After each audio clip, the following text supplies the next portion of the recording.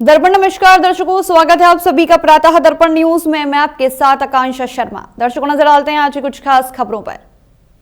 आगरा जनपद के विकासखंड शमशाबाद के ग्राम पंचायत डौकी के गांव जयनगर में चल रही श्रीमद् भागवत कथा के 6वें दिन में आचार्य रामनजर महाराज ने अपने मुखारविंद से कथा में जरासंध की कथा, दाऊजी महाराज की कथा और कृष्ण रुक्मणी के विवाह की कथा का वर्णन किया।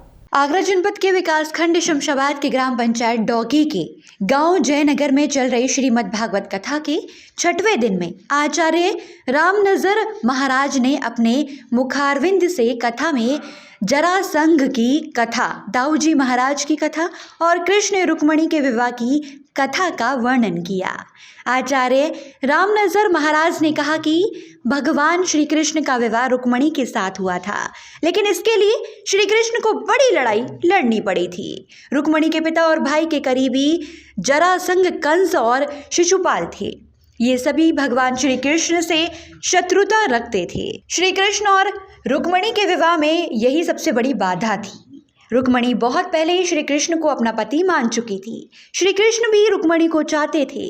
श्री रुक्मणी राजा भीष्मक की पुत्री थी, जो विदर्भ के राजा थे। रुक्मणी देखने में बहुत सुंदर थी, लेकिन इसके साथ ही साथ वे बहुत बुद्धिमान भी थी। उनका व्यवहार बहुत ही सौम्य था और उनके हृदय में करुणा थी।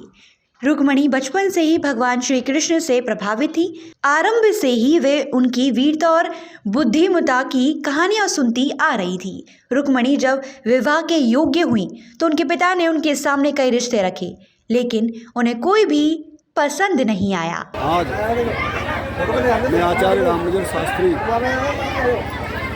श्रीमद् भागवत की आज 6वां दिन है। आज भगवान श्री कृष्ण की लीलाओं का वर्णन हुआ, जिनमें सर्वप्रथम रासलीला का वर्णन किया गया।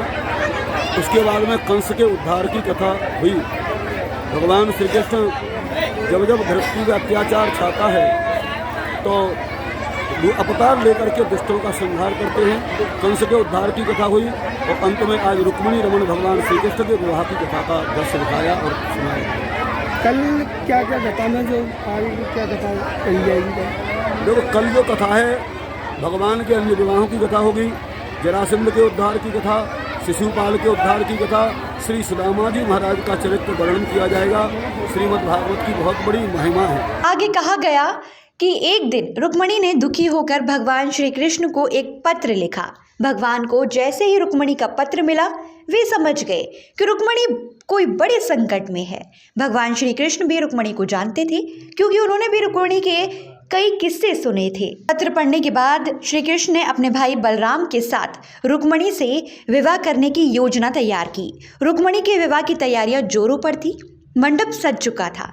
शिशुपाल बारात लेकर आ चुका था, लेकिन जैसे ही शिशुपाल बारात के साथ द्वार के पास पहुंचा, उससे पहले ही श्री कृष्ण ने रुक्मणी का अपहरण कर वहां से निकल आए।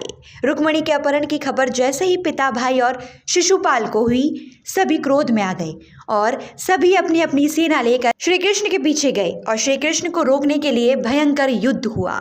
श्री कृष्ण ने शत्रुओं को पराजित कर दिया और भगवान श्री कृष्ण रुक्मणी को लेकर द्वारिका आ गए, जहां भव्य तरीके से दोनों का विवाह संपन्न हुआ। प्रातः दर्पण न्यूज के लिए आगरा से गजेंद्र तोमर की रिपोर्ट।